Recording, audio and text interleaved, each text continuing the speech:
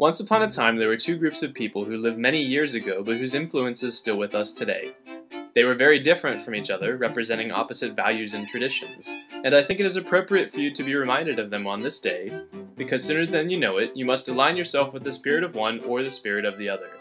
The first group lived about 2,500 years ago in the place which we now call Greece, in a city that they called Athens. We do not know as much about their origins as we would like, but we do know a great deal about their accomplishments. They were, for example, the first people to develop a complete alphabet and therefore became the first truly literate population on Earth.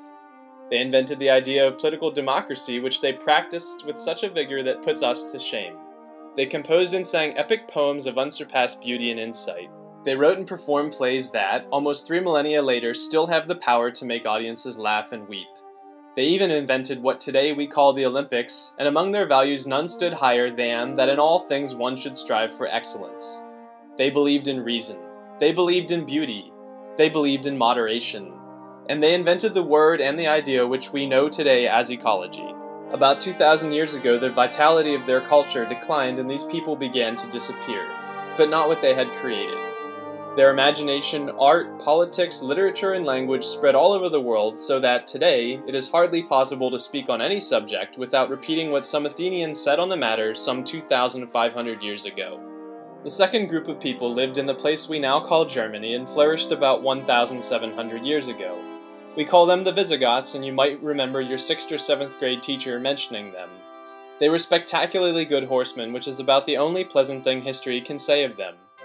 They were marauders, ruthless and brutal. Their language lacked subtlety and depth. Their art was crude and even grotesque. They swept down through Europe, destroying everything in their path, and they overran the Roman Empire. There was nothing a Visigoth liked better than to burn a book, desecrate a building, or smash a work of art. From the Visigoths, we have no poetry, no theater, no logic, no science, and no humane politics. Like the Athenians, the Visigoths also disappeared, but not before they had ushered in the period known as the Dark Ages. It took Europe almost 1,000 years to recover from the Visigoths. Now the point I want to make is that the Athenians and the Visigoths still survive, and they do so through us in the ways which we conduct our lives. All around us there are people whose way of looking at the world reflects the way of the Athenians, and there are people whose way is the way of the Visigoths. I do not mean, of course, that our modern-day Athenians roam abstractedly through the streets reciting poetry and philosophy, or that the modern-day Visigoths are killers. I mean that to be an Athenian or a Visigoth is to organize your life around a set of values. An Athenian is an idea, and a Visigoth is an idea. Let me tell you briefly what these ideas consist of. To be an Athenian is to hold knowledge, and especially the quest for knowledge, in high esteem. To contemplate, to reason, to experiment, to question. These are, to an Athenian, the most exalted activities a person can perform. To a Visigoth, the quest for knowledge is useless unless it can help you earn money or to gain power over other people.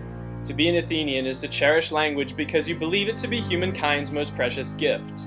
In their use of language, Athenians strive for grace, precision, and variety, and they admire those who can achieve such skill.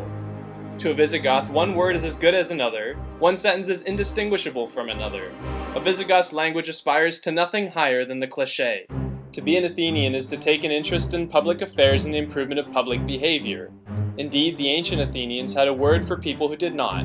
The word was idiotes, from which we get our word idiot. A modern Visigoth is only interested in his own affairs and has no sense of the meaning of community. And so, whether you were aware of it or not, the purpose of this message was to give you a glimpse of the Athenian way, to interest you in the Athenian way. We cannot know on this day how many of you will choose that way and how many of you will not. But I will tell you this, with which I will close. I can wish for you no higher compliment than that in the future it will be reported that among your votes the Athenians mightily outnumbered the Visigoths. Thank you.